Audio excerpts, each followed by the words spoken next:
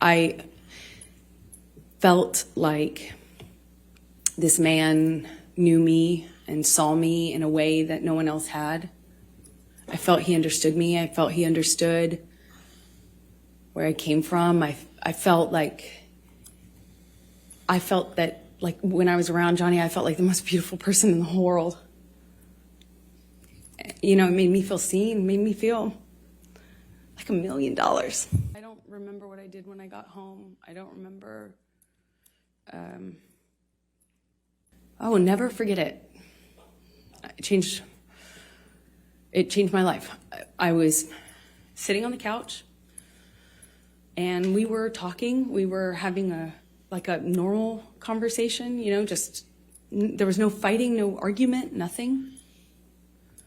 And he was drinking, and I didn't realize at the time, but I think he was using cocaine because it was like there was a jar of cocaine out on the table. I realize that sounds weird, but it was like an actual vintage jar of it.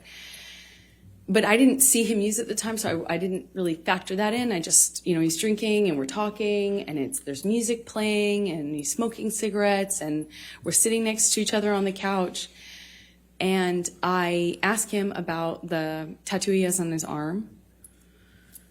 And to me, it just looked like black marks. I didn't know what it said. It just looked like muddled, faded tattoo that was hard to read. And I said, what does it say? And he said, it says wino. It says wino. And I didn't see that. I thought he was joking because it didn't look like it said that at all. And I laughed. It was that simple. I just laughed because I thought he was joking. And slapped me across the face. And I laughed. I laughed because I didn't know what else to do. I thought, this must be a joke. This must be a joke. Because I didn't know what was going on. I just stared at him, kind of laughing still, thinking that he was going to start laughing too to tell me it was a joke. But he didn't. He said, "You think it's so funny? You think it's funny, bitch. You think you're a funny bitch." And he slapped me again. And I just didn't know what else to do. I didn't know what to say. I didn't know how to react. I just sat there thinking, how much time do I have till I figure out what I need to do? Because, God, did he just hit me?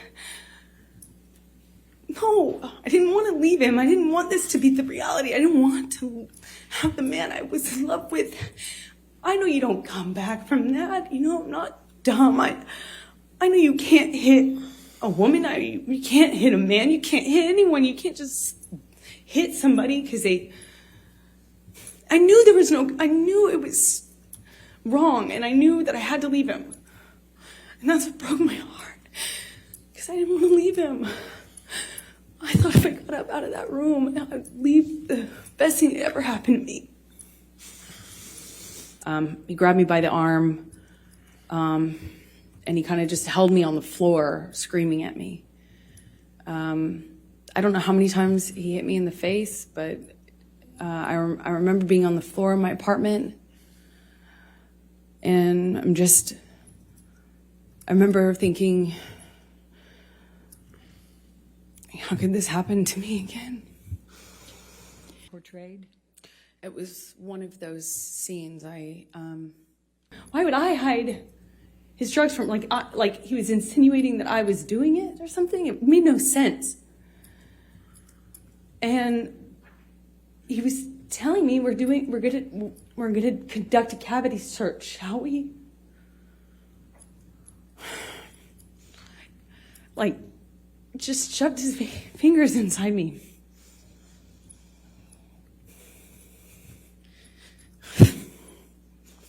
I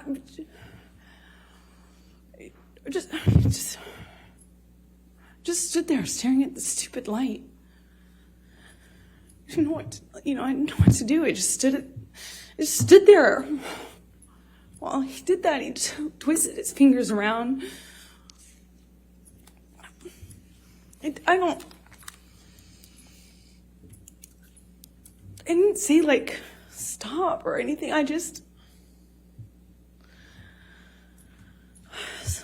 He basically was accusing me of doing this thing and of making them aware of his that he was drinking again.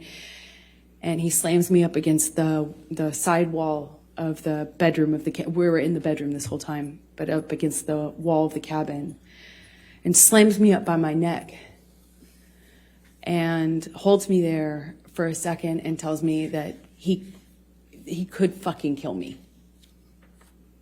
And that was an embarrassment.